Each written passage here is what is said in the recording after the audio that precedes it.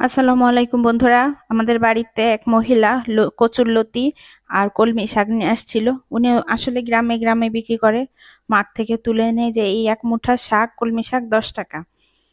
আর যে লতিগুলা দেখতেছেন এক এক মুঠা 20 টাকা করে, আর কলমি শাকের মুঠা 10 টাকা করে। তা মা ওনাকে বলতেছে যে খালা, কলমি শাক আজকে রাখবো না, দেখেন কি পরিমাণ কলমি শাক।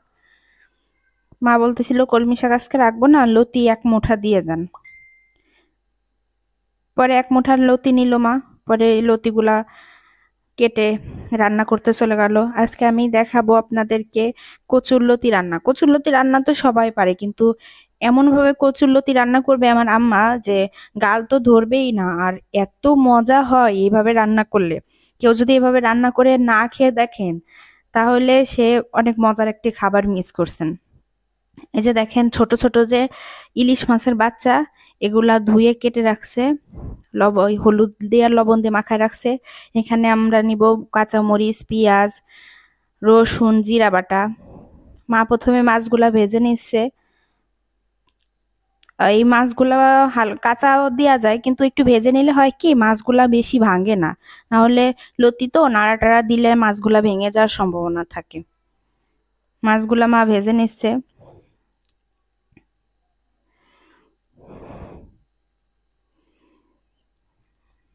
মানুষ কত কষ্ট করে, মহিলা সারা মাঠ জুড়ে খুঁটে খুঁটে খুঁটে খুঁটে এক বস্তা কলমি শাক, কত সময় লাগছে ওনার দেখেন। এই যে কড়ার মধ্যে তেল গরম হয়ে গেছে, মাছগুলা উঠাই ফেলছে। উঠাই মরিচ পেঁয়াজ প্রথমে ভেজে নিছে, হালকা ভাজা হয়ে গেলে এর মধ্যে আর কি মশলা টশলা দিয়ে দিবে। উনি কত জায়গা থেকে বলে 18 মোটা লতি উঠাইছে। তা বিক্রি করতে করতে এখন মাত্র 2 মুঠা ছিল, সেই 2 মুঠা মারে রাইখে দিছে আর কি। দেখেন মরিচ পেঁয়াজটা একটু ভাজা হয়ে গেছে। এর মধ্যে 1.5 চামচ দিল মা, দিছে মরিচের গুঁড়া। 1.5 চামচ মরিচের গুঁড়া দিয়ে দিল। আমি পরিমাণটা কিছুটা বলে দিই এখানে কিভাবে মশলাটা ব্যবহার করছে। এখানে আম্মা হাতের বাটা মশলা ইউজ করছে, যে 1 চামচের মতো রসুন বাটা আর 2 চামচের মতো জিরা বাটা। যেহেতু হাঁটতে পারছে, এটা আপনারা মানে যারা হাতে বাটা মশলা ইউজ করে এটা বুঝবে, আর যারা গুঁড়া ইউজ করে এটা বুঝবে না। এটা দিলে রান্না অনেক মজা হয়। আর হলুদ মাত্র 1 চামচ দিলেও, কারণ হলুদ বেশি দিলে গন্ধ লাগে হলুদের, এজন্য হলুদ কম দিছে।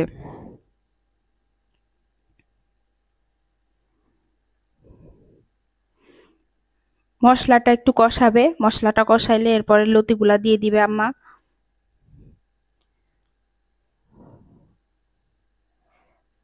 ডাল দিয়ে রান্না করতেছে তো, চলা দিয়ে আর কি, অনেক জাল জ্বলতেছে।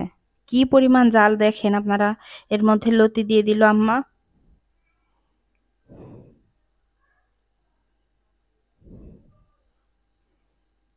এরপর লবণ দিয়ে দিচ্ছে।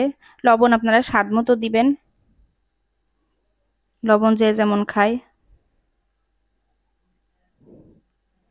আর 1 চা চামচ হচ্ছে ধনিয়া গুঁড়া আছে, ধনিয়া গুঁড়া দিয়ে দিবেন 1 চা চামচ। 1 চা চামচ হলুদের গুঁড়া আর 1 চা চামচ ধনিয়া গুঁড়া। আর জিরাটা একটু বেশি দিতে হয়, জিরাটা রসুন বাটাটা একটু বেশি দিতে হয়, লতি তো, তাহলে আর লতির যে গন্ধটা এটা থাকে না। এরপর একটু লতিটা একটু নাড়াচাড়া দিয়ে পানি দিয়ে দিবে। এভাবে যদি লতি রান্না করে, লতি কোনো দিনও গাল ধরবে না। আমি গ্যারান্টি দিয়ে বলতে পারি, যত খারাপ জায়গার লতি হোক না কেন, অনেক সময় দেখা যাচ্ছে কি যে পানি থাকে বা ছায়া জায়গার লতিগুলা গাল ধরে, কিন্তু আম্মা যেভাবে রান্না করতেছে এভাবে যদি লতি রান্না করা হয় কখনো গাল ধরবে না।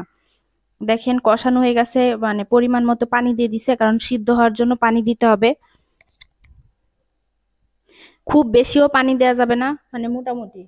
আমাদের চুলার জাল তো অনেক জোরে জ্বলতেছে, ঢেকে দিলাম।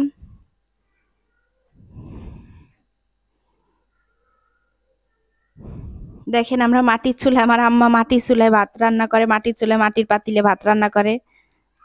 মার নাকি মাটির পাতিলে ভাত রান্না করতে অনেক মজা লাগে। মাঝে মাঝে ওই ইসের পাতিলে রান্না করে, আবার মাটির পাতিলে মার বেশি পছন্দ আর কি। ভাত ভাত বলে অনেক ঝরঝরা হয়, ভালো হয়, নষ্ট হয় না সহজে। ভাতগুলা মিষ্টি লাগে, আর মাটির পাতিলের ভাত খাওয়া অনেক ভালো। এই যে দেখেন, কিছুটা লতিটা কিছুটা সিদ্ধ হয়েছে আর বলক আইছে। এরপরে এই যে মাছ ভাজাগুলা এগুলা মা দিয়ে দিবে। আর আমাদের লাগবে এক টুকরা লেবু। লেবু বেশি না, লেবুটা বেশি দিলে একটু টক হয়ে যায়। মাছগুলা দিয়ে দিল, লতিটার মধ্যে বলক চলে আসছে আর কি।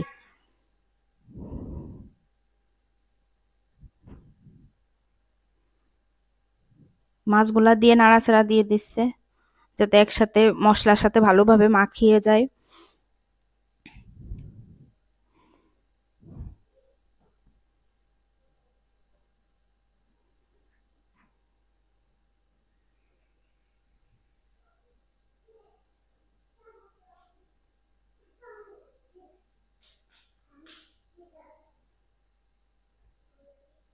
এমনি তো এভাবে লতি রান্না করলে অনেক মজা লাগে, এর মধ্যে আবার মাটির চুলায় রান্না যে কি মজা। এক টুকরা লেবু যে নিছিলাম, ওই এক টুকরা লেবু দিয়ে দিব। এক টুকরা লেবু দিলে হয় কি গাল ধরার, অনেক সময় গাল এমনিতেও ধরে না, কিন্তু এক টুকরা লেবু দিলে গাল আরো ধরার সম্ভাবনা একদমই থাকে না। ঢেকে দিলাম।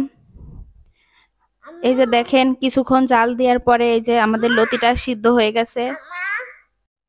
লতিটা বসাই দিয়ে আমরা ঢেকে দিয়ে চলে গেছিলাম। মা গোসলে গেছিল, আমিও গোসলে গেছিলাম।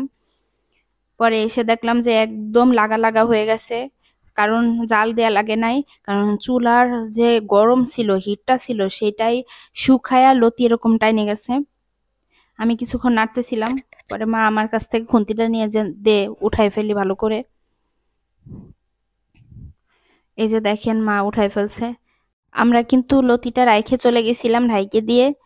চলা দিয়ে জাল জ্বলা তো, মানে এটা বন্ধ করে দিলেও অনেক তরকারি আছে এমনিতেও হয়ে যায় যদি মাখায় টাখায় দিয়ে দেয়া হয়, কারণ চলার আগুন অনেকক্ষণ থাকে।